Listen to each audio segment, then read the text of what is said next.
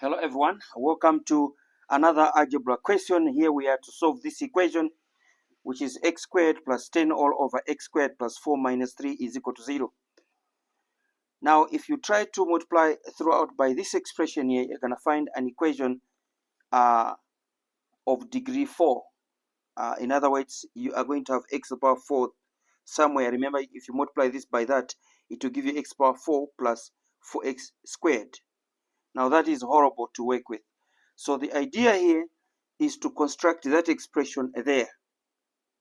And therefore I have to add 4 here and subtract because I don't want to change the equation. As follows. So what we have now is, remember we have to solve x squared plus 10 all over x squared plus 4 and then minus 3. This is equal to 0. So what I was saying is we are constructing this expression there. So this is the same as x squared plus 4, and then I have to say minus 4 because I don't want to change the equation. But we are saying plus 10 over x squared, and then plus 4 minus 3 is equal to 0. Right. I just want to clean up this a little bit here. This x here, just want to clean it up a little bit. Now you see how brilliant that is? That trick there. Very brilliant. Now, what are we saying? I'm going to take the minus 4 together, put it together with minus 3. So this takes us the next step, which is x squared plus 4, and then plus 10 over x squared plus 4, and then minus 4 minus 3 is minus 7 is equal to 0. Now look at that. What are we going to say now? We're going to say let x squared plus 4 be equal to some constant k. K-substitution is coming in now. That means in that place I must put k, I must also put k there. So that means k plus 10 over k minus 7 is equal to 0. This is an example of a 2-in-1 case. Now multiply by k throughout. So what we're going to have is k squared here, plus here the k's cancel.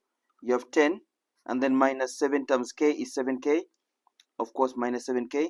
And then 0 times k is 0. Rewriting this in standard form, you will agree with me that this is the same as k squared minus 7k plus 10 is equal to 0.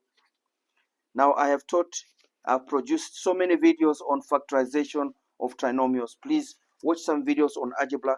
I've explained how you factorize quadratic expressions, and if you go through those videos, you'll never have any issues anymore on factorization of trinomials. So this simplifies to, if you factorize the left hand side, you're going to get k minus 2 and then k minus 5 is equal to 0.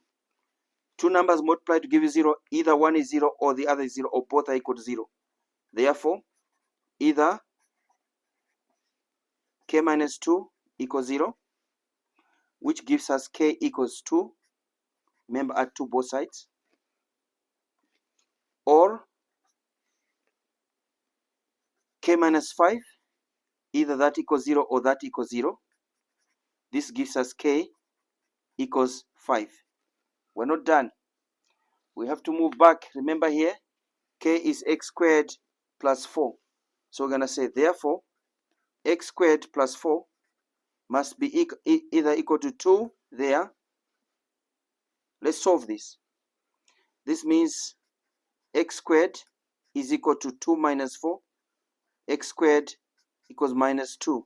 And this is not possible or not applicable because you agree with me that x squared can never be negative. Is 0 or more than 0. 0 positive.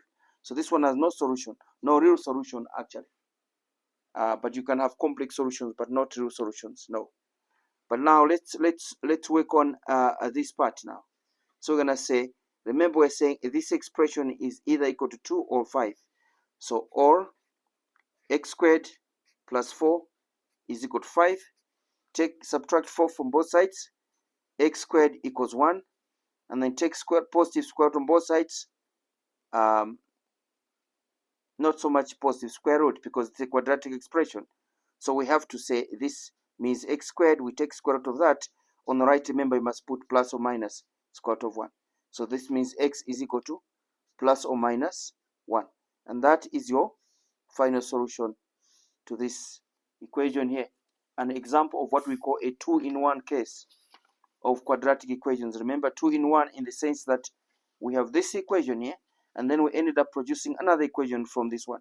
We solved this one and then moved backwards to work out the value of x, back substitution as they call it, to come back here and work out the value of x, having obtained the value of k.